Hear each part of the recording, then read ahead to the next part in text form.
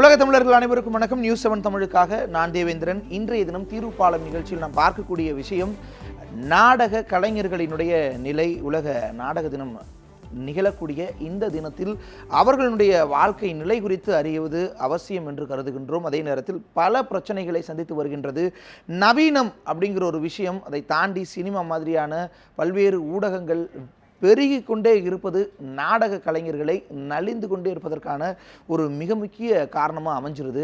அந்த வகையில் திருச்சி மாவட்டத்தில் இருக்கக்கூடிய நாடக கலைஞர்களினுடைய நிலை என்ன இந்த தொகுப்பில் பார்க்கலாம். திருச்சி மாவட்டம் அண்ணாநகர் பகுதியைச் சேர்ந்த தம்பதியினர் சுகந்தி ரமேஷ்குமார். இவர்கள் 1970களில் இருந்து நாடகங்களில் நடிப்பதை தங்களின் வாழ்வாதாரமாக கொண்டிருக்கிறார்கள். இவர்கள் ஹரிச்சந்திரா, நலதமயந்தி, பொன்னர் சங்கர், வந்தியத்தேவன் உள்ளிட்ட நாடகங்களை பிற மாநிலங்களில் மட்டுமல்லாமல் வெளிநாடுகளிலும் மேடையேற்றி இருக்கிறார்கள். கடல் கடந்து தமிழர்களின் பெருமையை நிலைநாட்டிய இவர்களோ இன்று மக்களுக்கு நாடகத்தின் மேலுள்ள மோகம் குறைந்த காரணத்தால் ஒருவேளை சோற்றிற்கு பிறரின் கையை எதிர்பார்க்கும் அவல நிலைக்கு தள்ளப்பட்டிருப்பதாக வேதனையுடன் தெரிவிக்கின்றனர். எங்களுக்கு இப்போ எந்த விதமான வருமானமும் இல்லை. ஏன்னா எங்களுக்கு இதை வச்சு தான் ப்ரொஃபஷனல். எங்களுக்கு இதை வச்சு தான் பொழப்பே. அப்போ இந்த பொழப்பு இல்லைங்கும்போது என்ன மாதிரி ரொம்ப நலிவுற்ற கலைஞர்களையே என்னுடைய குடும்பமும் ஒன்று. நலிவுற்ற கலைஞர்கள் குடும்பத்தில் நானும் ஒன்று. அதே மாதிரி என்ன மாதிரி இருக்கிற குடும்பமும் எவ்வளவோ இருக்குது. மேடைகளில் ஆடை ஆபரணங்களுடன் தோன்றினாலும் 100க்கும் 200க்கும் கையேந்தும் அவல நிலையை கூட தாங்கிக் கொள்ளலாம். ஆனால் இன்றைய சூழலில் தங்களுக்கு வெளியிடங்களில் துளி அளவும் மரியாதை கிடைப்பதில்லை என தெரிவிக்கிறார்கள். எங்கள் வீட்டுக்கார் ஃபயர் பண்ணுவார். டான்ஸ் குழந்தைகளுக்கெல்லாம் சொல்லி கொடுப்பாரு. அவரும் ரொம்ப கஷ்டப்படுவார். அவர் போனால் ஏதோ ஒரு நாளைக்கு 200 கிடைக்கும், 300 கிடைக்கும். அதுக்கு மேலே வருமானம்லாம் என்ன பண்ணுறது? வாடகை நாங்கள் 2000 வீட்டில் தான் இருக்கோம். அந்த வாடகையே 2000 எங்களால் கொடுக்க முடியாமல் ரொம்ப கஷ்டப்பட்டுட்ருக்கோம். சாப்பாடுக்கெல்லாம் எனக்கு 2 பசங்க வேற இருக்காங்க. பெரியவன் ஒன்று, சின்ன ஒன்று இருக்கான். இத்தனை பேர் இருந்து ஆனால் ரொம்ப சாப்பாடு கூட இல்லாமல் இருக்கும். ஏதோ இந்த சம்பாதிக்க காசை வச்சு என்ன பண்ணுறது? ஒரு பிள்ளைங்களுக்கு ஒரு பிஸ்கட் வாங்கி கொடுக்க கூட இல்லாத சூழ்நிலையில் இந்த மாதிரி இருக்கும். மாற்றுத்திறனாளியாக இருந்தாலும் இளம் வயதில் நாடகத்தில் நடித்த சுகந்தியின் மூத்த மகன் கிருஷ்ணமூர்த்தி தற்போது குடும்பத்தின் சூழல் கருதி வயிற்று பிழைப்பிற்காக சைக்கிள் கடை நடத்தி வருகிறார்.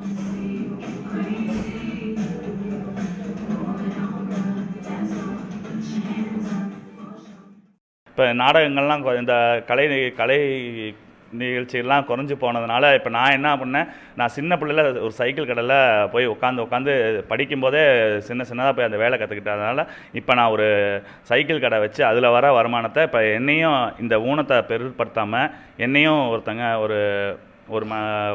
ஒரு பெண்மணி என்னையும் கல்யாணம் பண்ணிக்கிட்டாங்க.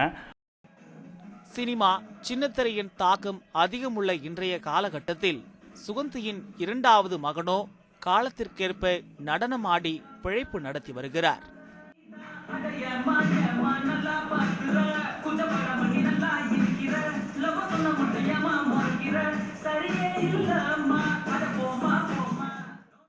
எங்களுக்கு அன்னன்னைக்கு அந்த கலைத்துறைக்கு போய் ஆடி பாடி சம்பாரித்து நாடகம் நடித்து வந்தால் தான் எங்கள் அம்மா அப்பா வந்தால் தான் எங்களுக்கு ஒரு வேளை சோறு கிடைக்கும். ஏன்னாக்கா அவ்வளோ கஷ்டப்பட்டு எங்களை வளர்த்துருக்காங்க. இன்றைக்கி அவங்க கஷ்டப்பட்டுருக்காங்க, நாங்களும் கஷ்டப்பட்டுருக்கோம். ஏன்னு கேட்டாக்கா முன்னெல்லாம் கலைத்துறைனாக்கா ஓரளவு வரவேற்பு இருந்தது, எல்லாம் இருந்தது. இப்போ இன்றைய காலத்தில் பார்த்தோன்னாக்கா கலைத்துறைக்கே ஒன்றும் கொஞ்சம் கூட ஒரு வரவேற்பு இல்லை. ஏன்னு கேட்டாக்கா கலையில் உள்ளவங்க யாரும் பெருசாக நினைக்க மாட்டேங்கிறாங்க. எனக்கு நாடகத்துறையில் உள்ளவங்க நாடகத்துறையில் இன்னமும் இருக்காங்க, சினிமாவில் இருக்காங்க. அது மாதிரி ஒவ்வொருத்தங்க அவங்கவுங்க பொசிஷனில் அவங்கவுங்க இருந்துட்டு இருக்காங்க. நாங்கள் ஆரம்பத்துலேருந்து கஷ்டப்படுறோம், இன்ன வரையும் கஷ்டப்பட்டு தான் இருக்கோம். தொழில்நுட்பம் வளர்ச்சியடையாத காலங்களிலிருந்து மக்களை மகிழ்வித்த இவர்களின் வரலாறு மிக நெடியது. அரிதாரம் பூசிக்கொண்டு மக்கள் மனதில் அரியாசனத்தில் அமர்ந்திருந்த இந்த நாடக கலைஞர்களின் வாழ்க்கையோ கால மாற்றத்தால் கண்ணீர் கடலில் தத்தளித்துக் கொண்டிருக்கிறது. இதுபோன்ற நலிந்த ஆயிரக்கணக்கான நாடக கலைஞர்களை கரை சேர்க்க அரசு நடவடிக்கை எடுக்க வேண்டும் என கோருகின்றனர். ஒளிப்பதிவாளர் சுரேஷுடன் அருண்குமார், நியூஸ் 7 தமிழ், திருச்சி. நாடக நடிகர்களினுடைய இன்றைய நிலை என்ன அப்படிங்கிறத பட்டவர்த்தனப்படுத்தின ஒரு தொகுப்பை பார்த்தோம். தொடர்ச்சியாக திருச்சியிலிருந்து நம்முடைய செய்தியாளர் அருண் இணைந்திருக்காங்க. அருண், அங்கே இருக்கக்கூடிய நிலைமை என்ன, நாடக கலைஞர்களுடைய வாழ்வாதாரங்கிறது எப்படி இருக்குது, அவங்கள மேம்படுத்தி கொள்வதற்காக அளிக்கப்படக்கூடிய வாய்ப்புகள் என்னென்னவா இருக்குது, அந்த நாடக கலையும் சேர்த்து மேம்படுத்தி கொள்ள என்ன மாதிரியான முயற்சிகளில் ஈடுபடுறாங்க, பதிவு செய்யலாம். நிச்சயமாக தேவேந்திரன் இதை பார்க்கும்போது இந்த நவீன காலங்களில் ரொம்ப வளர்ச்சி அதிகமாகி கொண்டிருக்கின்றன. இந்த வளர்ச்சி காலங்களில் பார்க்கும்போது சினிமா இந்த மாதிரி பார்த்தீங்கன்னா சின்னத்திரை இன்னும் புதியதாக பல விஷயங்கள் வந்துவிட்டன. இது பார்க்கும்போது ஒரு பாரம்பரியமாக இருக்கக்கூடிய நாடக கலை என்பது தற்போது அழிந்து கொண்டிருக்கிறது என்பதுதான் நிதர்சனமான உண்மையாக இருக்கிறது. ஒரு காலகட்டங்களில் ஒரு 100 ஆண்டுகளுக்கு முன்பாக இருந்து தொடங்கி பார்க்கும்போது இதில் மிகப்பெரிய அளவிலான நாடகத்திற்கு ஒரு தாக்கம் இருந்தது என்று சொல்வதற்கு மிகப்பெரிய அளவிலான வாய்ப்புகளும் இருக்கிறது. இந்த நிலையில அந்த நாடக கலை என்பது முற்றிலுமாக அழிந்து விட்டது என்றால் சொல்ல வேண்டும். நாடக கலைஞருடைய வாழ்க்கை தரமே தற்போது மாறி அவர்கள் தற்போது ஒரு யாசகம் எடுக்கக்கூடிய ஒரு சூழலுக்கு மாறி இருக்கிறார்கள் என்று சொல்ல வேண்டும். நாம் நின்று கொண்டிருப்பது திருவாரூர் மாவட்டத்தில் இருக்கக்கூடிய மன்னார்குடி பகுதியில் நாம் நின்று கொண்டிருக்கோம். இப்ப ஹரிச்சந்திரா நாடகத்தில் இருக்கக்கூடிய கலைஞர்கள் தற்போது ஹரிச்சந்திரா நாடகத்தை நடத்தி கொண்டிருக்காங்க. அந்த காட்சியில முதலில் பார்ப்போம்.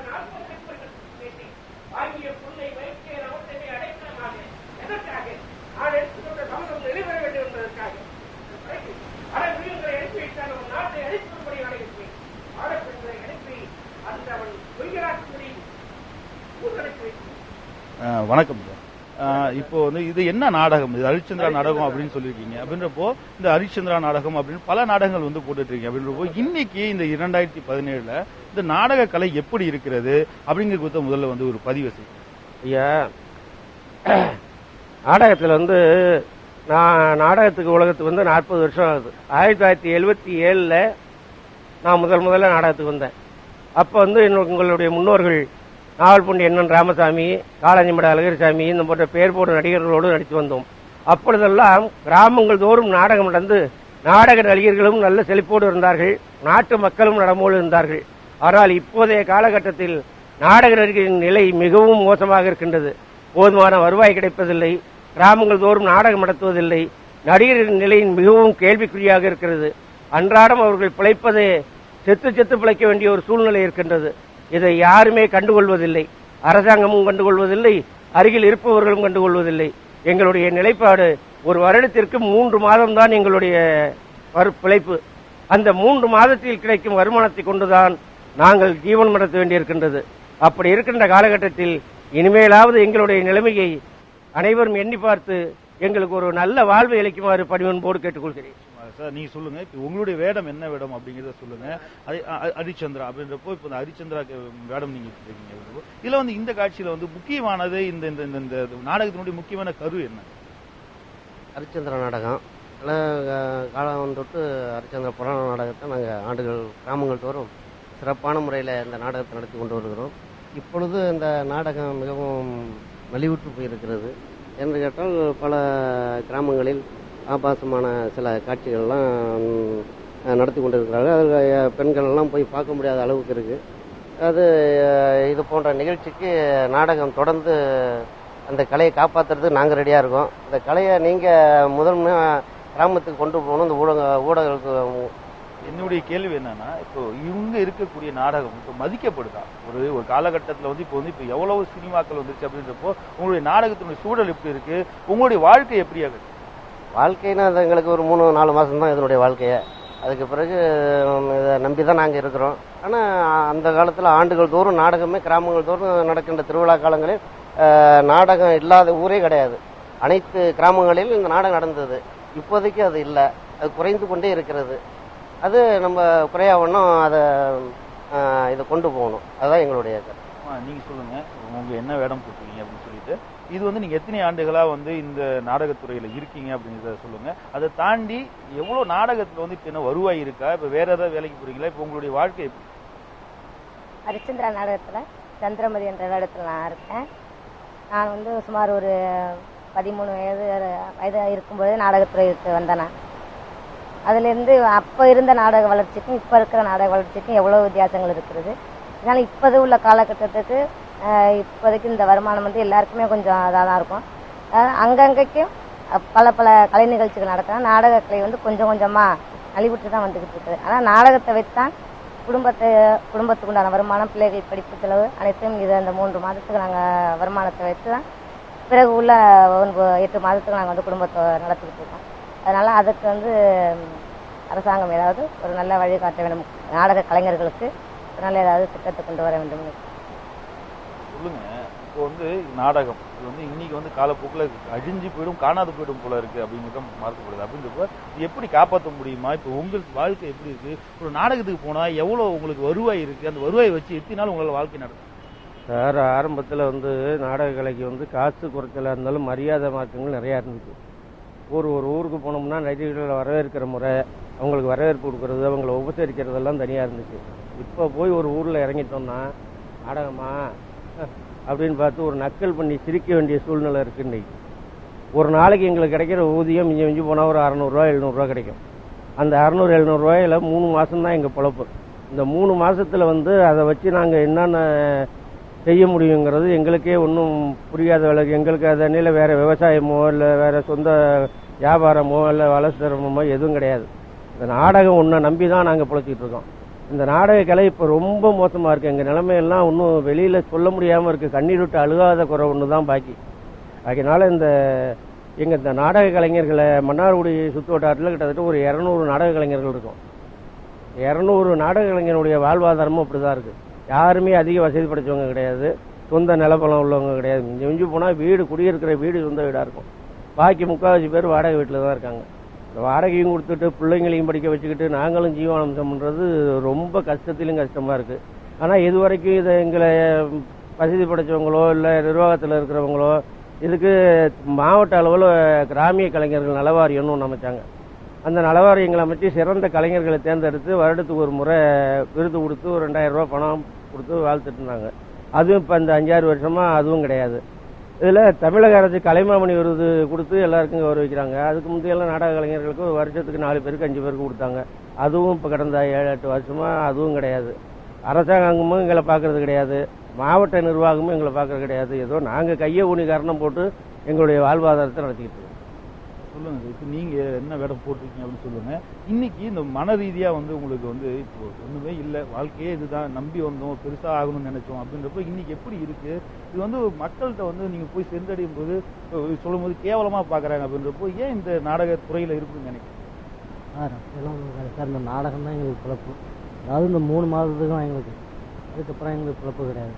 இந்த நாடகத்தில் நான் ஒரு கோமாளியாக வேஷம் போட்டு ஒரு சிரிப்பு நடிகர் மாதிரி அந்த நாடகத்தில் நடிச்சிட்டு இருக்கேன். 3 மாத பொழப்பில் எனக்கு கிடைக்கிற சம்பளம் 500 ரூபா. 500 ரூபா சம்பளத்தை வச்சு எனக்கு 2 பிள்ளைங்க படிச்சுக்கிட்டு இருக்கு. எங்களோட குடும்பத்தெல்லாம் பாதுகாக்க முடியல சார். எனக்கு அவ்வளோ சிரமமாக இருக்குது. வர நாடகங்களும் குறைஞ்சிக்கிட்டு இருக்குது. அதனால் இதுக்கு ஏதாவது ஒரு வழிமுறை பண்ணி ஏதாவது ஒரு நல்ல வழியாக செய்யணும். தேவேந்திரன், நீங்கள் கேட்டிருப்பீங்க, இந்த நாடக கலைஞர்கள் தங்களோட ஆர்வமாக இந்த நாடகத்துறைக்கு சாதித்து விடுவோம் என்பதற்காக காத்திருக்கிறார்கள். இந்த நிலையில் பார்க்கும்போது இந்த நாடகத்துறையை தற்போது அவர்களுக்கு மிகப்பெரிய ஒரு கேவலமான ஒரு துறையாக மாறிவிட்டதாகவும், மக்கள் அவர்களை கேவலமான ஒரு மனிதர்களாக மட்டுமே கருதுவதாகவும் மனவேதனை தெரிவிக்கிறார்கள். அருண், உங்களுடைய தகவல்களுக்கு நன்றி. திருச்சியிலிருந்து நாடக கலைஞர்களினுடைய இடத்திற்கே சென்று அவர்களுடைய நிலை என்ன, அவர்களுடைய பயிற்சி என்ன என்பது குறித்தெல்லாம் பதிவு செஞ்சிருந்தீங்க. நன்றி. தொடர்ச்சியா சென்னையிலிருந்து நம்முடைய செய்தியாளர் குதுப்தீன் இணைந்திருக்கிறார். குதுப், சென்னை மாதிரியான பெருநகரங்களில் நாடக கலைஞர்களினுடைய நிலை என்னவா இருக்கு? என்ன மாதிரியான தாக்கங்களை அவங்க உட்கொண்டு இருக்காங்க? அதை எந்த மாதிரி பரிணாம வளர்ச்சி அடைஞ்சு அதை வேறு வடிவங்களுக்கு கொண்டு செல்ல முனைஞ்சிருக்காங்க? பதிவு செய்யலாம். நிச்சயமாக தேவேந்திரன், இங்கு நான் ஒரு நாடக கலைக்கூடத்தில் தான் அமர்ந்திருக்கிறேன். ஐகார் விஇ என்ற புனைப்பெயரில் அழைக்கப்படும் நாடக நடிகர் சிதம்பர ஆனந்தராஜன் நம்முடன் இருக்கிறார். அதே போல நாடக நடிகை விஜயஸ்ரீம் நம்முடன் இருக்கிறார். ஐகார் வியிடம் முதல்ல கேட்கலாம். நாடகம் அப்படின்னாலே இதுக்கு முன்னாடிகளை செய்தியில் பார்த்ததும் சரி, இங்கேயும் சரி, நடிகர்களை போல செய்தல் அப்படிங்கிற ஒரு எண்ணம் தான் நாடக கலைஞர் அப்படின்ற ஒன்னே வருது. ஆனால் சர்வதேச அளவில் நாடக கலைங்கிறது அரசியல் முக்கியத்துவம் பின்னணி கொண்ட ஒரு கலையாக, ஊடகமாக பார்க்கப்படுகிறது. தமிழ்நாட்டில் கூட தமிழகத்தை ஆட்சி செய்த கருணாநிதியாக இருக்கட்டும், ஜெயலலிதாவாக இருக்கட்டும், நாடகக்கலையில் இருந்து வந்தவர்கள் தான். இங்கு நாடக கலைஞர்களுடைய நிலை எப்படி இருக்குது தமிழகத்தில்? உண்மைதான். நாடகம்ங்கிறது பார்த்தீங்கன்னா ஒரு சமூகம், அரசியல் சார்ந்த ஒரு மீடியமாக தான் இருந்திருக்கு. ஆக்சுவல் தமிழ்நாட்டிலையும் அப்படிதான் இருந்துட்டு இருக்கு. ஆனால் என்ன அப்படின்னா, தமிழ்நாட்டில் முன்னாள் முதல்வர்கள் எம்ஜிஆர் அவர்களாக இருக்கட்டும், ஜெயலலிதா அவர்கள், அம்மா ஜெயலலிதா அவர்களாக இருக்கட்டும், அல்லது கலைஞர் கருணாநிதி அவர்களாகட்டும், அவர்களை பார்த்த ஒரு இன்ஸ்பிரேஷன்ல அது ஒரு நடிகருக்கான புகழ்ச்சி மேடையாக தான் அது மாறி இருக்க ஒழிய, மற்றபடி நாடகம்ங்கிறது சமூகம் சார்ந்த விஷயங்களுக்காக பரப்பக்கூடிய ஒரு ஊடகம் தான், அதை மாற்று கருத்து இல்லை. நாடக கலைஞர்களுடைய இன்றைய நிலை அப்படின்னு சொல்லி பார்த்தீங்கன்னா ரொம்ப பரிதாப நிலை தான். அது உண்மைதான் சொல்லி ஆகணும். ஏன்னா அவங்க இன்னொரு தொழில் கையில் வச்சுக்கிட்டு இப்போ வந்தாதான் நாடகத்தை நடத்த முடியும். அவங்க நாடகம் தான் முழு நேர தொழில்னு ஈடுபட்டாங்கன்னா ரொம்ப கஷ்டம். விஜய் இருக்காங்க, அவங்கள்ட்ட கேட்கலாம். ஒரு பெண்ணா எல்லா துறையிலையுமே சாதிக்கும் பொழுது எதிர்படக்கூடிய சிக்கல்கள் நாடகத்துறையில் இருக்கும் பொழுது எப்படி ஒரு குடும்ப தலைவியா என்னென்ன மாதிரியான விஷயங்களை நீங்க குடும்பத்தில் எதிர்கொள்றீங்க? நிச்சயமாக மித்த துறையில இருக்கிற மாதிரி அதே பிரச்சனைகள் இதுலயும் இருக்கு. இன்ஃபேக்ட் அதிகமாவே இருக்கு. பிகாஸ் இங்க உங்க வீட்டு பெண்மணி நடிகையா மேடையில ஏறுறாங்க. ஸோ 1000 கண்கள் பாக்குறது.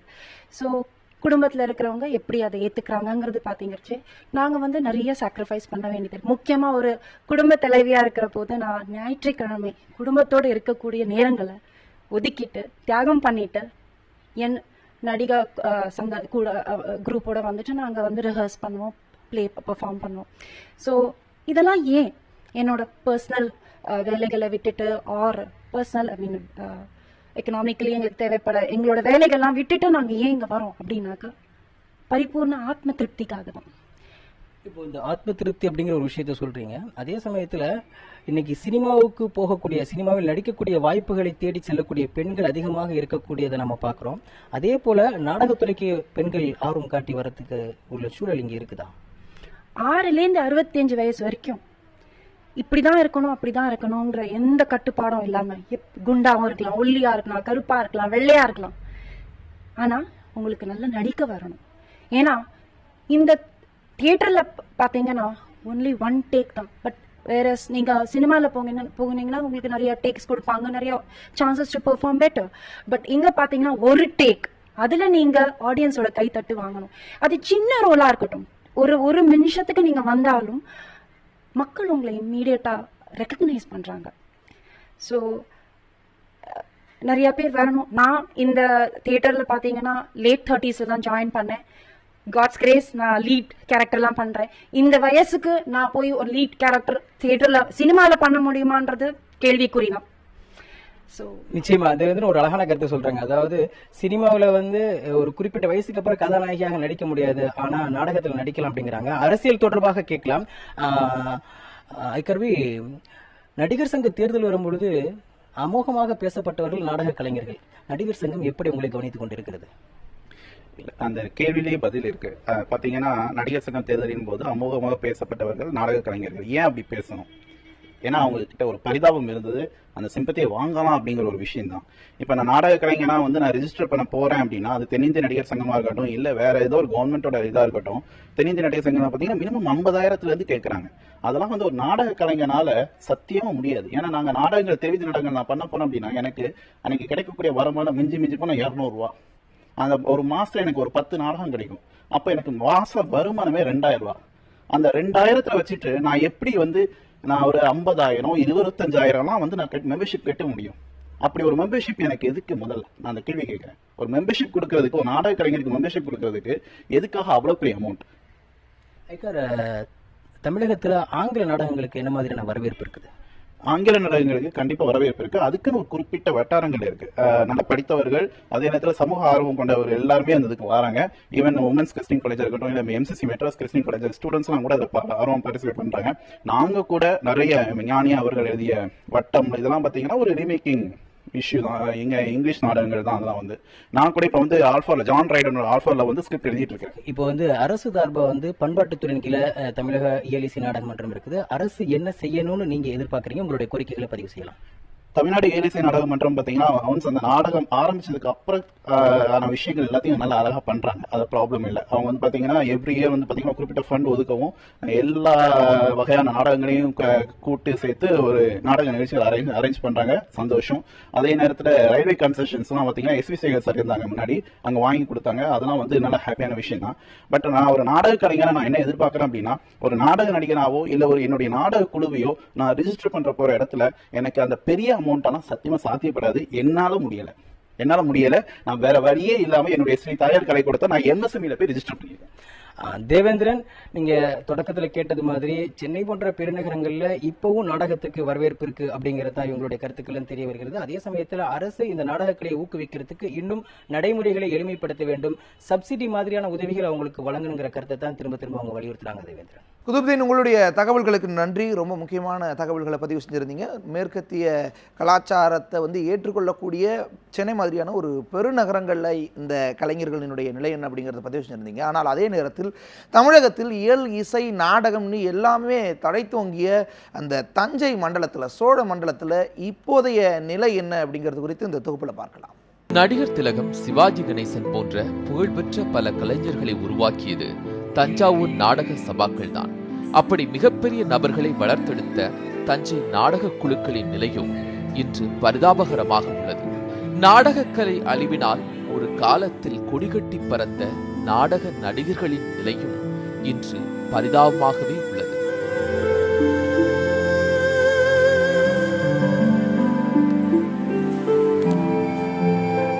இவர் கிருபாராணி. 9 வயதிலேயே மேடை நாடகத்தில் நடிக்க தொடங்கியவர். 50 ஆண்டுகளுக்கு முன்பு முன்னணி நாடக நடிகையாக திகழ்ந்து வந்தவர். ஆனால் தற்போது கண் பார்வை இழந்து பக்கவாத நோயினால் பாதிக்கப்பட்டு தனது அன்றாட வாழ்வுக்கு பிறரை சார்ந்துள்ளார். KR விஜயா போன்ற பல முன்னணி நடிகைகளுடன் நடித்துள்ள கிருபாராணி இன்று தமிழக அரசு கொடுக்கும் 1500 ரூபாய் பணத்தை கொண்டே வாழ்ந்து வருகிறார். எனக்கு அரசாங்கம் 1500 ரூபா உதவி தொகை கொடுக்குது, அது பத்தில். தமிழக அரசு முன் வந்து கொஞ்சம் 5000 ரூபாயா கொடுத்தா எனக்கு கொஞ்சம் உதவியாக இருக்கும். எனக்கு 2 கண்ணும் தெரியல, கை காலும் முடமாயிடுச்சு. கணவர் இழந்ததுக்கு பிறகு எனக்கு வருமானம் இல்லாமல் ரொம்ப கஷ்டப்பட்டுக்கிட்டு இருக்கேன். தமிழக அரசு முன் வந்து இன்று கிளம்பி வாழ்ந்து கொண்டிருக்க சிறு நடிகர்களுக்கெல்லாம் நல்ல உதவி செஞ்சு அதுங்களை ஊக்குவிக்க வேண்டும். நாடக கலையை வளர்க்கணும்னு ரொம்ப ஆசை எனக்கு. உதவி தொகைகள் மட்டுமல்ல ஒரு கலைஞனின் தேவை. அதையும் தாண்டி தனது கலை ஆர்வத்தை தணித்துக் கொள்ள ஒரு மேடையும் ரசிகர்களின் பாராட்டுகளும் தான். தமிழகத்தில் நாடக அரங்குகளின் வாடகை அதிகரித்து வருவதால் எல்லா ஊர்களிலும் இலவசமாக நாடகம் நடத்த வேண்டும் என்று கோரிக்கை நாடக கலைஞர்களிடையே அதிகரித்து வருகின்றது. நமது ராஜ்ய பரிமாணத்தின் முதல் விதியே மக்களுக்கு கீழ்ப்படிதலை கற்றுத் தருவதுதான். நீங்கள் சென்று சாலையிடும் பணியை தொடருங்கள். கிராம மக்கள் இடையூறு செய்தால் பாதுஷாவின் படை வரும் என்று எச்சரியுங்கள். இந்த நலிந்து ஒரு நாடக கலையை காப்பாற்றுவதற்கு முக்கியமாக வேண்டியது அரங்கம். இன்னைக்கு அரங்கம் இல்லாததுனால தான் நாடகங்கள் நடத்த முடியாமல் இருக்கிறாங்க. ஏன்னா அரங்கங்களை வாடகைக்கு எடுக்கிற அளவுக்கு நாடக சபாக்களுக்கோ நாடக கலைஞர்களுக்கோ பண வசதி கிடையாது. அதனால் மாவட்டந்தோறும் மாவட்ட தலைநகரங்கள் தோறும் ஒரு நாடக கலை மன்றத்தை உருவாக்கி அதை நாடக சபாக்களுக்கு குறைந்த வாடகைக்கு கொடுக்கணும். செழித்து வளர்ந்த நாடக கலையின் இன்றைய பரிதாப நிலையிலிருந்து அதை காப்பது கலைஞர்களின் கடமை மட்டுமல்ல, மக்களுக்கும் அரசுக்கும் இதில் பங்குண்டு என்று நாடக கலைஞர்கள் தெரிவிக்கின்றனர்.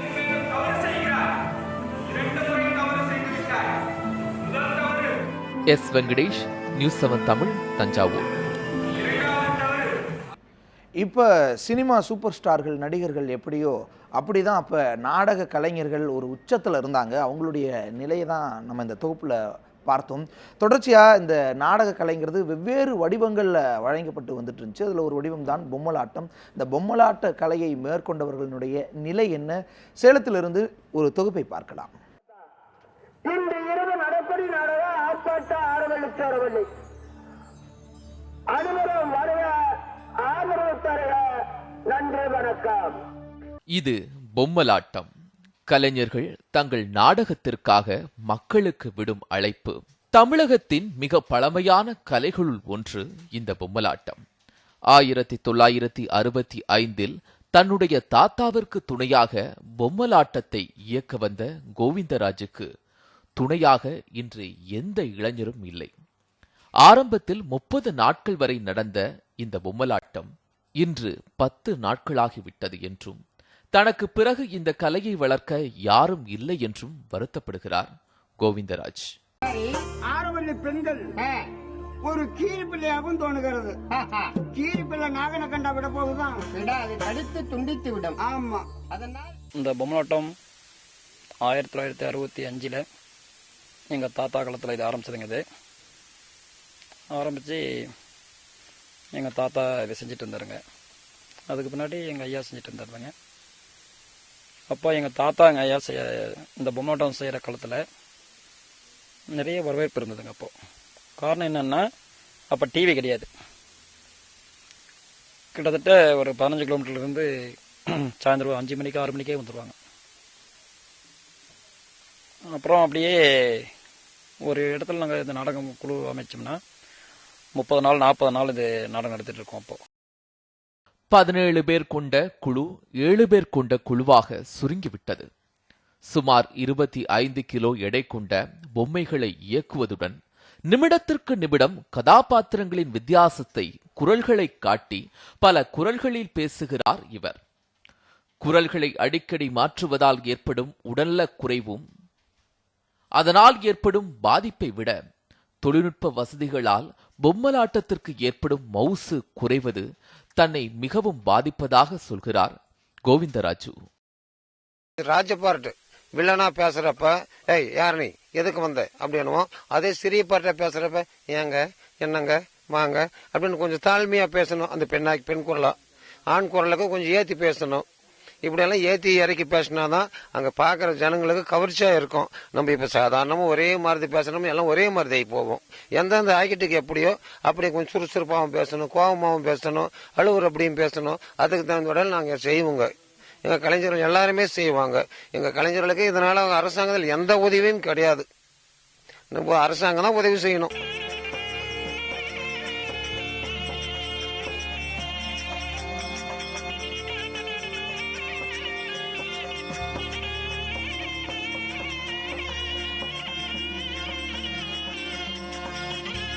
இந்த கொலையில தான் இதுதான் ஊதிட்டு இருக்கிறேன். இது ஊதிட்டு தான் நான் சமாளிச்சு வீட்டில் இருக்கிற குடும்பத்தை காப்பாத்திட்டு இருக்கிறேன். பிள்ளைங்க எல்லாம் சின்ன சின்ன பிள்ளைங்க, நிறைய பிள்ளைங்க படிக்கல, இன்னும் படிக்க வைக்கல. இந்த 20 வருஷமா நான் இந்த பொழப்பு தான் சார் பண்ணிக்கிட்டு இருக்கிறேன். இதுல இந்த பொம்மலாட்ட கலையில சினிமா பாட்டுக்கும் வாசிக்கணும், அவங்க ஒவ்வொரு ஆக்டுக்கும் ஒவ்வொரு ஆக்ட் பண்றதுலயும் அந்த ஆக்டுங்களுக்கும் பண்ணணும். பெண் பொம்மைக்கு எப்படி வாசிக்கணுமோ அதுக்கும் வாசிக்கணும். அழிந்து வரும் கலைகளை வளர்ப்பதற்கு அரசு எடுத்து வரும் நடவடிக்கைகள் குறித்து சேலம் மண்டல கலை பண்பாட்டுத்துறை உதவி இயக்குனர் ஹேமநாதனிடம் கேட்டபோது, அந்த ஊர் நல்லா இருக்கிறதுக்காக செய்கின்ற விஷயங்கள்லாம் ரொம்ப குறைஞ்சிருக்கு போல இருக்கு. அதனால இந்த கலைஞர்களுக்கு ஒரு கொஞ்சம் வாய்ப்பு குறைஞ்சிருக்கு. ஆனா அரசை பொறுத்த வரைக்கும் கடந்த ஆண்டு கூட 15 லட்சம் ரூபாய் பொம்மலாட்ட கலையை மீட்டெடுப்பதற்காக தமிழ்நாடு அரசு கலை பண்பாட்டுத்துறையின் சார்பாக இயலிசை நாடகமன்றம் மூலமாக முயற்சிகள் மேற்கொள்ளப்பட்டது. அரசின் இந்த உதவி எந்த அளவிற்கு பயனுள்ளதாக உள்ளது என்று கேட்டபோது, இருக்கும் பென்ஷன் பாரம் எனக்கெல்லாம் 62 வருஷம் ஆகுதுங்க. இப்ப 47 வருஷமா இதுல இருக்கிறேன். இந்த ஒரே தொழில் தான். நாங்க எல்லாம் ஒண்ணு சேர்ந்து செஞ்சுட்டு இருக்கிறோம். ஒண்ணு சேர்ந்து செஞ்சுட்டப்ப அரசாங்கம் செய்யறதே இல்ல, செய்யறான்றாங்க, முன்னாடி நிக்கிறாங்க, அது செய் இது செய் அப்படின்றப்ப அப்புறம் அது குறைவு இது குறைவு அப்படின்ட்டு பண்றது இல்லைங்க. அரசாங்கத்தினால எங்களுக்கு எந்த நன்மை இருக்குது? ஒண்ணுமே இல்ல. பொம்மலாட்டம் போன்ற நம் மண் சார்ந்த தொன்மை கலைகளின் அழிவு நம்முடைய அழிவு போன்றது. அரசு இருக்கும் கலைஞர்களை காக்க வேண்டும் என்பது இவர்களின் கோரிக்கையாக இருந்தாலும் அடுத்த தலைமுறையினர் இந்த கலையை கையில் எடுக்கும் வரை பொம்மலாட்ட கலை அதன் பழைய பொலிவை பெறாது என்று கூறுகின்றனர். ரியாஸ், நியூஸ் 7 தமிழ், சேலம். சேலத்திலிருந்து பொம்மலாட்ட கலைஞர்களுடைய நிலையை நம்முடைய செய்தியாளர் ரியாஸ் பதிவு செஞ்சிருந்தார். ரியாஸ் தற்பொழுது நேரலையிலும் நம்மோடு இணைந்திருக்கிறார் சேலத்திலிருந்து. ரியாஸ், அங்க இருக்கக்கூடிய நிலைமை என்ன? நாடக கலைஞர்கள் என்ன மாதிரியான நிலையில் தற்பொழுது இருக்கிறார்கள்? ஏன்னா ஏற்கனவே பொம்மலாட்ட கலைஞர்களுடைய நிலையை பதிவு செஞ்சிருந்தீங்க. அதை தாண்டி மற்ற நாடக கலைஞர்களுடைய நிலை என்ன பதிவு செய்யலாம்? வணக்கம் தேவேந்திரன். அதாவது தமிழகத்தை பொறுத்த வரைக்கும் சேலம் மாவட்டம் இந்த கலைத்துறையில குறிப்பா நாடக கலையானாலும் சரி, அதே போல பொம்மலாட்ட கலையானாலும் சரி, அதே போல தெருக்குண்டு கலையானாலும் சரி, இங்கு சேலம் மாவட்டத்தை பொறுத்த வரைக்கும் ஏராளமான கலைஞர்கள் நிறைந்த பகுதியா சேலம் திகழ்ந்து வந்துட்டு இருக்கு. குறிப்பா இதுக்கு முன்பாக பார்த்த இந்த பொம்மலாட்ட கலைஞர்கள் குறிப்பா தமிழகத்துல தஞ்சை மற்றும் சேலத்தில் மட்டும்தான் தற்போது இருக்காங்க. அதே போல நான் இப்போ நின்றுட்டு இருக்கிறது சேலம் மாவட்ட நாடக நடிகர் சங்கத்தோட கட்டிடத்துக்கு முன்பாக நாடக நடிகர் சங்க கட்டிடம் முன்பாக இருக்கேன். இங்கு என்னோட நிறைய நாடக நடிகர்கள் என்னோட இணைஞ்சிருக்காங்க. குறிப்பா நாடகத்தை பொறுத்த வரைக்கும் பாத்தீங்கன்னாக்கா தமிழருடைய முத்தமிழ் கலைகள்ல 3வது இடத்துல வந்து நாடகம் வந்து விளங்கி வந்துட்டு இருக்கு. இந்த நாடக கலைஞர்களுடைய நிலை தற்போது பாத்தீங்கன்னாக்கா வறுமையில தான் வாழிட்டு இருக்காங்க. பல்வேறு தரப்பினரும் நாடக கலைஞர்களை வந்து அவங்களுடைய வாழ்க்கை தரம் உயர்வதற்கான பல்வேறு முயற்சிகள் எடுத்து வந்தாலும் ஒரு காலத்துல, அதாவது சேலத்தை பொறுத்த வரைக்கும் பல்வேறு கலைஞர்கள், குறிப்பா முன்னாள் முதலமைச்சர்கள் கூட வந்து சேலத்துல பல்வேறு நாடகங்கள்ல வந்து அரங்கேற்றி இருக்காங்க. இந்த நாடக கலைஞர்களுடைய தற்போது நிலை வந்து வருமானம் இல்லாமல் வறுமையை நோக்கி தான் இருக்கு. ஒரு காலத்துல பாத்தீங்கன்னாக்கா கொடி கட்டி பறந்த இந்த கலைஞர்கள், குறிப்பா இந்த கலைஞர்கள் நீங்க பார்க்கலாம். மக்களினுடைய கோரிக்கைகள், எதிர்பார்ப்புகள் என்ன, வாழ்வாதாரம் மீண்டும் தழைத்தோங்க என்ன மாதிரியான நடவடிக்கைகள் அவங்க எதிர்பார்க்கிறாங்க, பதிவு செய்யலாம். நிச்சயமாக தேவேந்திரன், குறிப்பா அதாவது சேலத்தில் இருக்கிற நாடக கலைஞர்கள் வந்து தமிழக அளவுல பிரசித்தி பெற்று விளங்கிட்டு இருக்காங்க. ஆனா தற்போது அவங்களுடைய நிலைமை பாத்தீங்கன்னா தற்போது வறுமையில வாடிட்டு இருக்காங்க. அதாவது நாடகம் பார்ப்பவர்களோட எண்ணிக்கை வந்து குறைந்ததால தற்போது இவர்கள் நாடகங்கள் பல்வேறு இடங்கள்ல ஆர்டர்கள் இல்லாதால ரொம்ப நலிந்த நிலையில காட்சி அளிக்கிறாங்க.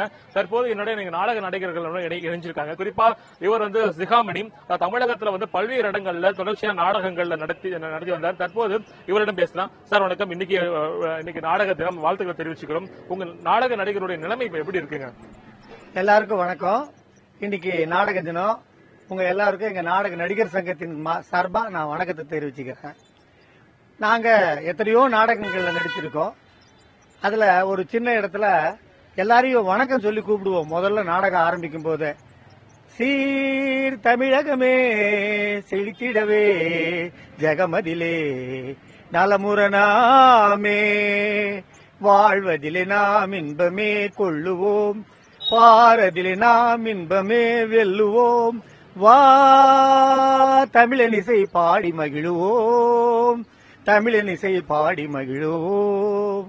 அப்படி ஒவ்வொரு நாடகமும் நடத்த ஆரம்பிக்கும் போதே தமிழனிசையை பாடி மகிழுவோம்னு சொல்லிதான் நாங்க நாடகத்தை ஆரம்பிச்சோம். இப்ப நான் இந்த சங்கத்துல 1972 சேர்ந்தோம்.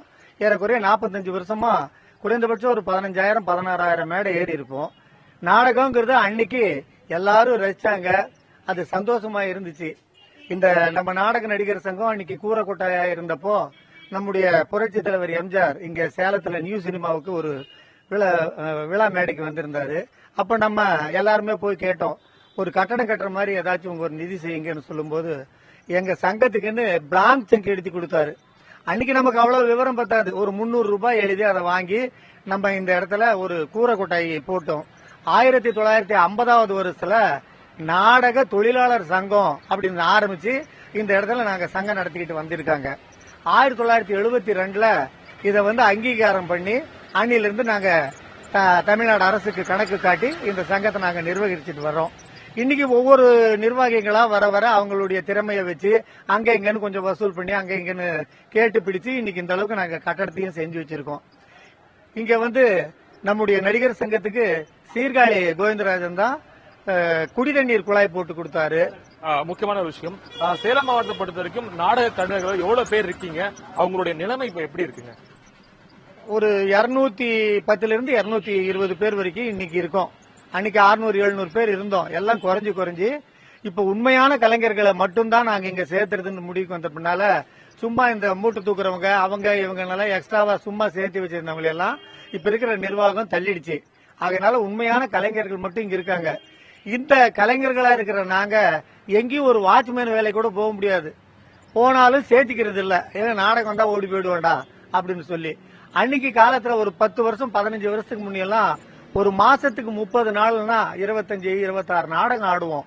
4 நாள் இல்லைன்னா 5 நாள் சும்மா இருப்போம். இப்பெல்லாம் ஒரு மாசத்துக்கு எடுத்துட்டா நம்ம கலைஞர்கள் 4 நாள் 5 நாள் ஆடுறதே அதிகம். அதுவும் திறமையுள்ள கலைஞர்களை தான் கூட்டிட்டு போறாங்க. மற்றவங்க எல்லாம் சும்மா தான் இருக்காங்க. ஏன்னா வயசும் ஆயிடுச்சு. ஏன்னா சின்ன பசங்க யாரும் இந்த கலை தொழில வளர்க்கறதுக்கு இப்ப இருக்கிற சூழ்நிலையில வர தயாரா இல்ல. எல்லாம் டிவி நாடகம் அது இதுன்னு எல்லாம் பூரா வீட்லயே உட்காந்து பாக்குற மாதிரி இருக்கிற சூழ்நிலையில யாரும் புதுசா பழகிக்கலாம், பாட்டை பழகலாம், ஸ்பெஷல் நாடகத்தை பழகலாங்கிற மாதிரி யாரும் வர்றதுக்கு ஆள் இல்ல. அதனால இப்ப இந்த இருக்கிற கலைஞர்களையாச்சு கவர்மெண்டாச்சும் நம்மளை காப்பாத்தும் அப்படின்னு எதிர்பார்த்துக்கிட்டு தான் இங்க இருக்கோம். வீடு கேட்டு கேட்டு நாங்க சலிச்சு போச்சு. அதையாச்சும் கவர்மெண்ட் ஏற்பாடு பண்ணோம். பென்ஷனை கொஞ்சம் உயர்த்தி தர்றதுக்கு கவர்மெண்ட் ஏற்பாடு பண்ணணும்னு எதிர்பார்த்துக்கிட்டு இருக்கோம். சார், நீங்க சொல்லுங்க, ஒரு காலத்துல வந்து தொடர்ச்சியா பல்வேறு நாடகங்கள் அரங்கேற்றிட்டு இருந்தீங்க. இப்போ நாடகம் இல்லாம இப்போ நீங்க சும்மா இருக்கீங்க. சோ இப்போ உங்களோட நிலைமை இப்ப எப்படி இருக்கு? உங்க குடும்பத்தை உங்களால ரன் பண்ண முடியுதா? அரசின் சார்பில் உங்களுக்கு உதவி எல்லாம் கிடைக்குதா? ஒன்றும் அரசு உதவி வந்து எங்களுக்கு மாதம் ஆனால் அந்த பென்ஷன் பணம்னு ஒரு 1500 தராங்க. அதை தான் வச்சுக்கிட்டு புழங்குற மொழிய நாடகங்களே ஓட மாட்டேனுது. சின்னத்திரை வந்ததுனால எங்களது நாடகம் ரொம்ப அழிஞ்சு போச்சு. அதுவும் குறிப்பாக ஏலிசை நாடகம் வந்து பாட்டு பாடியே நடிப்போம். அது இப்போ அறவே ஜனங்க ஏற்றுக்கிறது இல்லை. அதனால இதை காலத்தை ஓட்டுறது ரொம்ப கஷ்டமா இருக்குது. அரசாங்கம் பார்த்து எங்களுக்கு இருக்கிறதுக்கு ஒரு இடம் கொடுத்தாங்கன்னா ரொம்ப புண்ணியமா இருக்கும். அதே மாதிரி இந்த பென்ஷன் பணம் 1500 தராங்க. அது ஒரு 2000 ரூபாய் கொடுத்தாங்கன்னா கொஞ்சம் நல்லா இருக்கும்னு நினைக்கிறோம். தேவேந்திரன், இந்த நலிந்து போயிருக்கிற நாடக கலைஞர்களுக்கு அரசின் சார்பில் வழங்கப்படுகின்ற இந்த உதவித்தொகையை வந்து 2000 உயர்த்தி தரணும்னு சொல்லி ஒரு கோரிக்கையா இருக்கு. அதுக்கு முன்னாடி சுருக்கமாக, அதாவது குறிப்பா பாத்தீங்கன்னாக்கா எங்க நாடக நடிகை ஒரு காலத்துல பாத்தீங்கன்னாக்கா மிகவும் பிரபலமான ஒரு நாடக நடிகை இவங்க புஷ்பா. தற்போது வந்து இவங்க நாடகம் இல்லாம தற்போது இங்க இருக்காங்க. ஆமா, நீங்க சொல்லுங்க, உங்க காலத்துல எந்த அளவு நாடகம் எல்லாம் இருந்தது? இப்போ நாடகம் எல்லாம் நடக்குதா? நாடகத்தை நீங்க அரங்கேற்றீங்களா? எப்படி இருக்கு? எங்க காலத்துல இவர் தாங்க மாசம் 30 நாள் ஓடிட்டு இருந்ததுங்க. இப்ப இந்த 4-5 வருஷமா எங்களுக்கு தொழிலுங்கிறதே கிடையாது. ஏதோ இவர் பேசினாதான், இன்னும் 2 பேர் யாராவது தெரிஞ்சவங்க 2 பேர் பேசி எங்களை கூப்பிட்டாதான் நாடகத்துக்கு. அதுவும் ஸ்பெஷல் நாடகம் தான், வேற நாடகம் எதுவும் எங்களுக்கு இல்ல. இப்ப இந்த பென்ஷன் 1500 வாடகைக்கு தாங்க சரியா வருது. சாப்பாட்டுக்கு ஒண்ணுமே கிடையாது. நாங்களாம் ரொம்ப நலிஞ்சு போயிருக்கோம் நாடக கலைஞர்கள். எங்களை விட மோசமா இருக்கிறவங்க நிறைய பேர் இருக்கிறாங்க. அவங்கள நம்ம என்னன்னு சொல்றது? எங்களுக்கு அதெல்லாம் சொன்ன அழுகாச்சு தான் வருது. அவங்க எல்லாம் ரொம்ப வருத்தப்படுறாங்க. ரொம்ப சாப்பாட்டுக்கு இல்லாம அந்த வர பென்ஷன் வாடகை கொடுத்துட்டு கஞ்சி கூழ தான் குடிச்சிட்டு இருக்காங்க. இதுதான் இப்ப இன்னைக்கு எங்களுடைய நிலைமை. அதுதான் எங்களுக்கு, வேற யாரும் இல்ல. அரசாங்கம் தான் எங்களுக்கு உதவி செஞ்சு எங்களை காப்பாத்தணும். இதை தவிர எங்களுக்கு வேற வழி இல்லைங்க. ஒரு காலத்துல வந்து உங்களை வந்து ஒரு மிக பிரபலமா, குறிப்பா நாடகத்துல பிரபலமா இருந்திருப்பீங்க. இப்போ உங்களால வீட்டுல எப்படி சும்மா இருக்க முடியுது? உங்களால ஒரு ராணி மாதிரி நீங்க நடிச்சிருந்திருப்பீங்க. இப்போ சாதாரணமா ஒரு இருக்கீங்க. எப்படி இருக்கீங்க நீங்க? இப்ப கண்ணாடிக்கு முன்னாலதாங்க இவங்க பார்ட்டியில தான் நான் இருந்தேங்க. ரொம்ப நாளா இவங்க பார்ட்டியில தான் இருந்தேன். இவங்களுக்கு தொழில் வந்தா தானங்க எங்களுக்கு கொடுப்பாங்க. அதெல்லாம் ஒண்ணும் இல்லைங்க. கவர்மெண்ட் நாடகம் அது கூட இப்ப கிடைக்க மாட்டேங்குது எங்களுக்கு. அதுவும் காசு இருக்கிறவங்க அவங்களுக்கு லஞ்சம் கொடுத்து அந்த மாதிரி வாங்கிடுறாங்க. எங்களை சரி இவங்களையும் ஒரு நாளைக்கு கூட்டு போலாங்கிற அந்த எண்ணமும் அவங்களுக்கு இருக்கிறது இல்ல. அவங்க எப்ப ஒருத்தர் கூட்டிட்டு போறாங்களோ அவங்களதான் கூட்டிட்டு போறாங்க. ரொம்ப வறுமையில வாடுறாங்க. இந்த பென்ஷனை நீங்க கொஞ்சம் ஏத்தி கொடுக்க சொல்லி கொஞ்சம் பிரஸ் பண்ணீங்கன்னா எங்களுக்கு கொஞ்சம் நல்லா இருக்கும். தேவேந்திரன், குறிப்பா இந்த நாடக கலைஞர்களுடைய அவங்களுடைய கோரிக்கைகளை கேட்டிருப்பீங்க. குறிப்பா மிக நலிந்த ஒரு காலத்துல வந்து ஓஹோன்னு சொல்லி இருந்தவங்க இப்போ வறுமையின் காரணமா ரொம்ப நெளிந்து போயிருக்காங்க. அரசாங்கம் அவங்க அரசு சார்பு நடத்துற அந்த நாடகங்களிலும் அதே போல அவங்களுக்கான பென்ஷன் தொகையும் உயர்த்தி தர வேண்டும் என்பது அவங்களோட கோரிக்கையா இருக்கு. தேவேந்திரன், ரியாஸ், உங்களுடைய தகவல்களுக்கு நன்றி. ரொம்ப முக்கியமான தகவல்களை பதிவு செஞ்சிருந்தீங்க. லாலா லேண்ட் சமீபத்தில் ஆஸ்கர் விருதுகள் நிறைய வாங்கின ஒரு திரைப்படம். அந்த படத்தில் கூட இந்த நாடக கலையை மையமாக வச்சுருப்பாங்க. நிறைய திரைப்படங்களில் மேற்கத்திய நாடுகளில் இன்னமும் திரைத்துறை மட்டுமல்லாமல் ஒரு தனித்துறையாகவே நாடகத்துறை விளங்கிட்டு இருக்கு.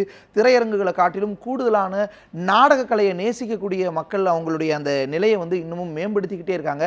அந்த நவீனத்தை உட்புகுத்தி கொண்டு அதை வேறொரு தளத்தில் அந்த நாடகத்தை கொண்டு போய் சேர்க்கறதுக்கான முயற்சிகளில் இன்னமும் ஈடுபட்டு இருக்காங்க. இன்னமும் அங்கு தடை தூங்கிட்டு தான் இருக்குது. ஆனால் அந்த ஒரு நிலை நம்ம நாட்டில் இல்லை, அதை மேற்கொள்ளணும். அதே நேரத்தில் நம்முடைய செய்தியாளர் மதுரையிலிருந்து இணைந்திருக்காங்க.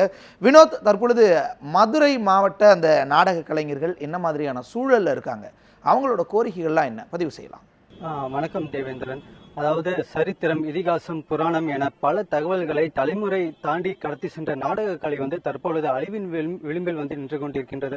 1923ஆம் வருடம் நாடக நடிகர்களின் நலனுக்காக ஆரம்பிக்கப்பட்ட தமிழ்நாடு நாடக நடிகர் சங்கத்தின் நிர்வாகிகள் வந்து தற்பொழுது நம்மிடையே இணைந்துள்ளனர். அவர்களிடம் நாம் பேசுவதற்கு முன்பு இந்த இசை நாடகத்தின் ஒரு சிறு வடிவை வந்து நாம் பார்த்த பிறகு தற்பொழுது நாம் அவர்களிடம் நான் கேட்கலாம். துயதோர் முனிவருக்கு துயதோர்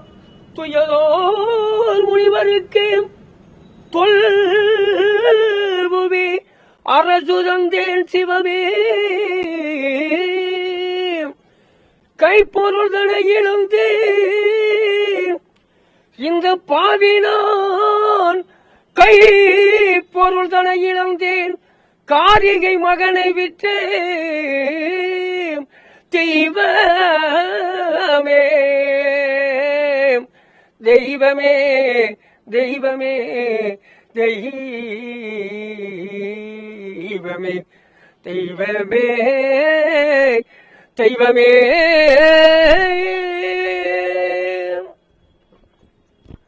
தற்பொழுது நாம் பார்த்த இந்த சிறு பகுதியானது வந்து ஹரிச்சந்திரா நாடகத்தின் ஒரு பகுதியாகும். தற்பொழுது நம்மிடையே வந்து 1923ஆம் வருடம் மதுரையில் ஆரம்பிக்கப்பட்ட தமிழ்நாடு நாடக நடிகர் சங்கத்தின் செயலாளர் திரு முருகதாஸ் அவர்கள் நம்மிடம் இணைந்துள்ளார். அவரிடம் இந்த நாடக கலைஞர்களின் இந்த வாழ்வாதாரம் குறித்து நாம் கேட்கலாம்.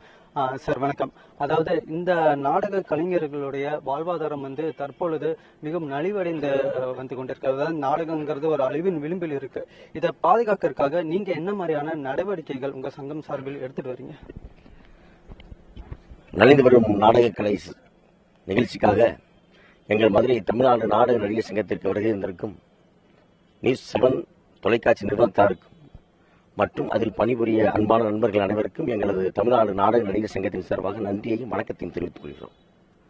இசை நாடகம் என்பது ஏறத்தாழ தூத்துக்குடி மாவட்டத்திலே பிறந்து வளர்ந்த சங்கரதாஸ் சுவாமிகள் அவர்களால் எழுதப்பட்டது.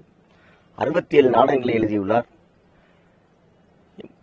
ஏறத்தாழ அவர் வாழ்ந்த காலங்கள் போக மீதி அவருடைய மறைவு காலம் என்பது பாண்டிச்சேரியிலே முடிந்து பாண்டிச்சேரியிலே வந்து அவருடைய சமாதி இருக்கிறது. இரவு 10 மணிக்கு ஆரம்பித்து மறுநாள் காலை 6 மணி நடக்கக்கூடிய இந்த இசை நாடகம் நாங்களே பாடி, நாங்களே பேசி, நாங்களே மேக்கப் செய்து எல்லாமே பண்ணிக்கிற வேண்டிய ஒரு இது. ஏறத்தாழ சுவாமிகள் எழுதிய இந்த நாடகங்கள் வந்து ஏறத்தாழ 100 வருஷ காலமாக தமிழகத்தின் கிராமப்புறங்களில் கோவில் விழாக்களில் நடைபெற்றுக் கொண்டிருக்கிறது.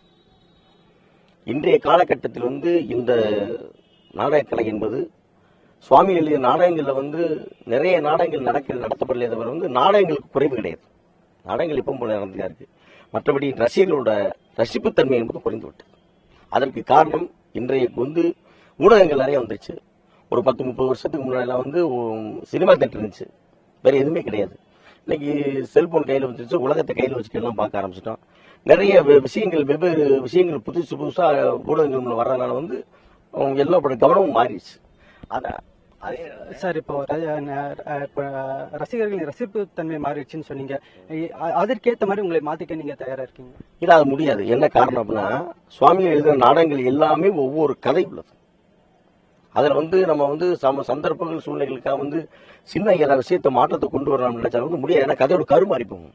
அப்படி கரு மாறி போகும்போது வந்து ஏறத்தாழ கிராமங்களில் 100 வருடம் நடந்துகிட்டு இருக்கிற அந்த கதையில வந்து நம்ம மாற்றம் பண்ணாலும் வந்து பார்க்குற ரசிகர்கள் ஒத்துக்க மாட்டாங்க. அவங்களுக்கு தெரியும் இதுக்குள்ள இந்த மாதிரி ஒரு பாடல் இருக்கு, இதுக்குள்ள ஒரு காட்சி இருக்கு, இதை மறைக்கிறாங்க. அந்த நடிகர் வந்து இதை வந்து இந்த காட்சி மறைக்கப்பட்டிருக்கிற விஷயத்தை உடனே கேட்டுருவாங்க. அதனால வந்து காட்சியை மாற்றத்துக்கோ இல்லை நாடகத்தை வந்து மாறி செய்யறதுக்கான வேலையில் கிடையாது. இந்த நவீனத்துவத்தை உங்க நாடக கலைகள் மூலமா எப்படி வந்து ஈக்குவலைஸ் பண்ண போறீங்க? நவீனத்துவம் என்பது அது சார், நவீனத்துவத்தை யாரும் ஒன்றும் செய்யணும். வளர காலங்களில் வந்து நவீனம் என்பது வந்து அது ஏற்றுக்கணும். அவ்வளோதான். அதுக்குள்ள வந்து நம்ம வந்து தடை செய்ய முடியாது, ஒன்றும் பண்ண முடியாது. ஆமா, அதுக்கு மாற்றம் நம்ம தான் செஞ்சுட்டு இருக்கோம். அவ்வளோ. அதாவது இந்த நாடக கலையானது 1980களின் பிற்பகுதியில் வந்து தனது மெல்ல தனது அழிவை நோக்கி சென்று கொண்டிருந்தது. இதற்கு காரணம் வந்து அந்த நியூ டெக்னாலஜி எனப்படும் செல்லுலாய்ட், அதன் பிறகு வந்த டெலிவிஷன், அதே போல வந்து இன்டர்நெட், இது போன்ற வடிவங்களுக்கு தன்னை நாடக கலை முழுவதுமாக வந்து மாற்றிக்கொள்வதற்கான அந்த சாத்தியக்கூறுகள் வந்து தற்பொழுது ஏற்பட்டால் இந்த நாடக கலைஞர்களின் வாழ்வாதாரம் மற்றும் இந்த கலை அழியாமல் காப்பதற்காக ஒரு தீர்வாகவே இந்த இது அமையும். தேவேந்திரன், தொடர்ந்து வினோத், உங்களுடைய தகவல்களுக்கு நன்றி. தொடர்ந்து திரைக்கு எவ்வளவு நடிச்சுக்கிட்டு இருந்தாரோ அதே அளவுக்கு அதே ஈடுபாடோடு நாடகத்திலும் தொடர்ந்து பயணிச்சுட்டு இருந்த நடிகர் SP சேகரோடு நம்முடைய செய்தியாளர் கிருத்திகா நடத்திய கலந்துரையாடலை இனி பார்க்கலாம். உலக நாடக தினத்தையொட்டி நம்மோடு நாடகத்தினுடைய முக்கியத்துவத்தை குறித்து பேசுவதற்காக ஒரு மிகப்பெரிய நாடக கலைஞர், அது மட்டுமல்லாது தமிழ் சினிமாவினுடைய ஒரு முக்கிய நடிகராக இருக்கக்கூடிய திரு SP சேகர் அவர்கள் இருக்கிறார். அவரோடு பேசுவோம். சார் வணக்கம். நாடக கலை தற்பொழுது இந்தியாவில் எப்படி இருக்குன்னு நினைக்கிறீங்க சார்? இந்தியாவில் வந்து நாடக கலைங்கிறது வந்து மகாராஷ்டிராவில் இருக்குது, பெங்காலில் இருக்குது. ஏன்னா அங்கே சினிமா பெரிய அளவில் வளரலை. அதாவது நாடகம் என்பதே தெருக்கூத்தினுடைய வளர்ச்சி தான் நாடகம். நாடகத்தினுடைய வளர்ச்சி சினிமாவுக்கு அப்புறம் பாக்கி எல்லா டெக்னாலஜி வந்து இப்போ DVD, VCD, இன்டர்நெட்டு எல்லாமே வந்துடுச்சு. சார், இப்போ இருக்கிற சூழ்நிலையில் தமிழகத்தில் நாடக கலைஞர்கள் வந்து மீட்டெடுக்க வேண்டிய சூழல் வந்து இருக்குன்னு நம்ம கண்டிப்பாக சொல்லலாம். எல்லா இடங்கள்லையும் பரவலாக நாடக கலைஞர்கள் நல்ல சூழலில் இருக்காங்கன்னு நீங்கள் நினைக்கிறீங்க? இல்லை, இப்போ நாடக கலைஞர்கள்ங்கிறது இப்போ நாங்களே senior citizen range, senior artist நான், கிரேசி மோகன், OG மகேந்திரன், நாங்கள் தான் இப்போ பெர்ஃபார்ம் பண்ணிகிட்ருக்கோம். பட் அதே போல் ஆர்எஸ் மனோகர் ட்ரூப்பில் இருந்தவங்களாம் எல்லாருமே ரொம்ப அபோவ் 80-70 ஆயிட்டாங்க. புதுசாக ஃப்ரெஷ்ஷாக வரவங்கிறவங்க ஒன்லி அமைச்சூஸ், அதாவது தியேட்டரை மட்டுமே நம்பி வரவங்க கிடையாது. ப்ரொஃபஷனல்ஸுங்கிறவங்க இப்போ எல்லாருமே ஆல்மோஸ்ட் ரிட்டைர்மெண்ட் ஸ்டேஜில் தான் இருக்காங்க. அவர்களுக்கு என்ன உண்டோ அந்த அரசாங்கத்தில் கிடைக்கக்கூடிய பென்ஷன் ஒன்று, அவங்க ஆல் இண்டியா ரேடியோ ஸ்டாஃபாக இருந்தாக்க காந்தி பென்ஷன், இல்லைனாக்கா சினிமாவில் நடித்தாக்க அந்த மாதிரியான சென்ட்ரல் கவர்மெண்ட் பென்ஷன்ஸ் அதுதான் கிடைக்கும். அதுக்கு மேலே பெரிய வாய்ப்பு கிடையாது. சார், நாடக கலைஞர்களையும் சேர்த்து தான் நடிகர் சங்கம் அப்படின்னு குறிப்பிடப்படுறது. நடிகர் சங்கம் தற்போது நாடக கலைஞர்களுடைய வாழ்க்கையை மேம்படுத்த என்னென்ன முக்கிய விஷயங்கள் செய்திருக்காங்க நீங்கள் நினைக்கிறீங்க? நடிகர் சங்கம் முதல்ல இப்போது நடிகர் சங்கத்தை மேம்படுத்துறதுக்கு, அதாவது கட்டடம் கட்டுறதுக்கு உண்டான முயற்சியில் தான் ஈடுபட்டுருக்காங்க. நாடக கலைஞர்களுக்கு உண்டான முயற்சிகளை செய்கிறாங்க. ஆனால் எல்லாருடைய பிரச்சனையும் ஒரே சமயத்தில் தீர்த்து வச்சிட முடியும்னு சொல்ல முடியாது. ஆனால் இன்னும் கொஞ்சம் கான்சென்ட்ரேட் பண்ணி நாடக நடிகர்களுக்கு உண்டான முக்கியத்துவத்தை இன்னும் கொஞ்சம் அதிகப்படுத்தி செய்தால் நாடக கலைஞர்களுக்கு ஒரு நல்ல ஒரு வாழ்வு கிடைக்கும் என்பது என்னுடைய கருத்து. கலை இலக்கியம் இல்லாத படை மந்த படை அப்படின்னு சீன புரட்சியாளர் மாவோ சொல்லுவார். நம்முடைய இராணுவத்திலிருந்து தேசிய மாணவர் படை வரை இந்த கலை சார்ந்த நாடகம் சார்ந்த விஷயங்களை தொடர்ச்சியாக உட்புகுத்தி கொண்டே இருக்காங்க, உரிய முக்கியத்துவம் கொடுத்து கொண்டு தான் இருக்காங்க. ஆனால் அதே நேரத்தில் இதை ஒரு தொழிலாக செய்யக்கூடிய இந்த கலைஞர்களுக்கான வாழ்வாதாரங்கிறது இந்த நவீனத்தினால் வந்த பல கலைகளால் அது அவர்களுடைய வாழ்வாதாரம் பாதிக்கப்பட்டு கொண்டே இருக்கின்றது. ஆனால் பாரம்பரியத்தை காக்கக்கூடிய அவர்களுக்கு அரசுதான் உறுதுணையாக இருக்க வேண்டும், இருப்பார்கள் என்ற நம்பிக்கையோடு நிறைவு செய்கிறேன். வணக்கம்.